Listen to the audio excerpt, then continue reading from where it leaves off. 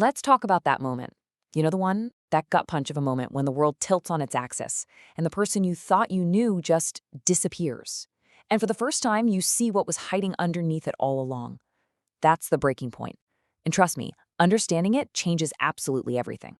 And this right here, this quote, is the key to the whole thing. It gets right to the absolute heart of what was going on. It confirms that little voice in the back of your head, that nagging feeling you had that something was just fundamentally off.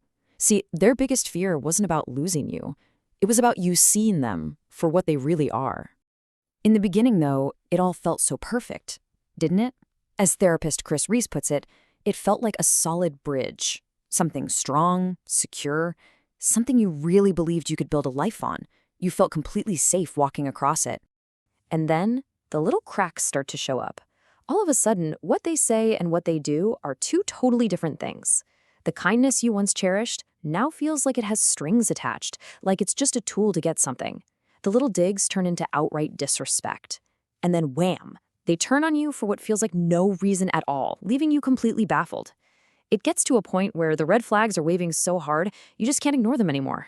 So what's actually going on here? Why does that mask finally start to slip and then just crumble? I can tell you it's not random. It is a direct reaction to something you were doing, probably without even realizing it. They are absolutely terrified of you seeing something very, very specific. Okay, and this is where it gets really interesting. It all comes down to a fundamental conflict. You operate from your authentic self. It's who you are, it's real, it's consistent.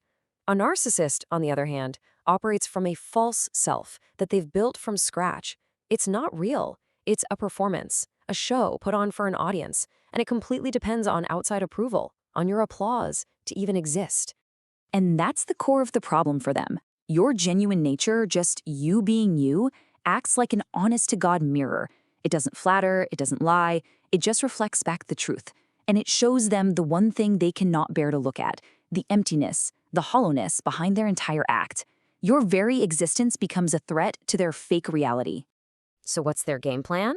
Well, since they can't stand the reflection, they have to try to break the mirror. And that mirror is you. They attack your perception.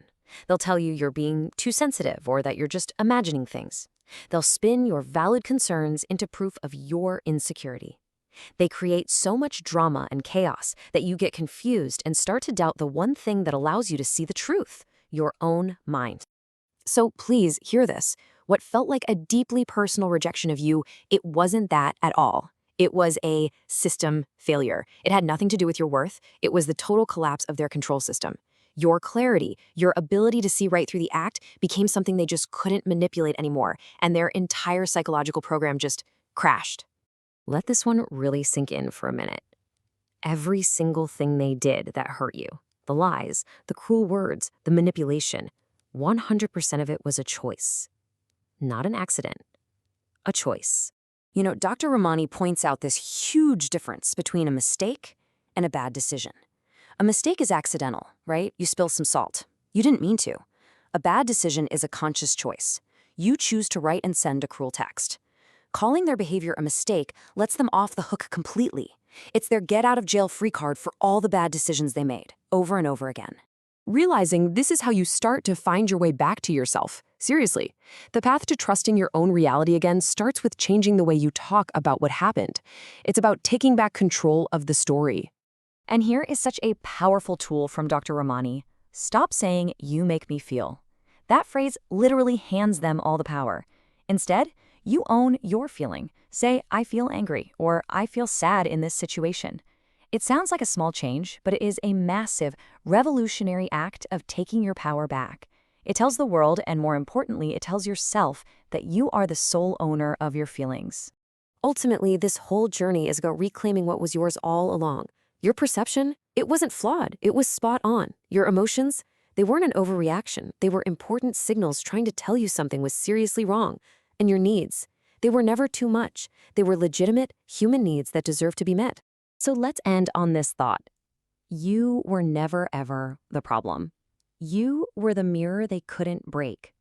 So the question we need to ask isn't, why did they do what they did? Who cares? The real question is about you. Now that you see the truth with this incredible, hard-won clarity, What are you going to build? If this resonated, you aren't alone. Subscribe to join this space where we decode them together. I'll see you in the next one.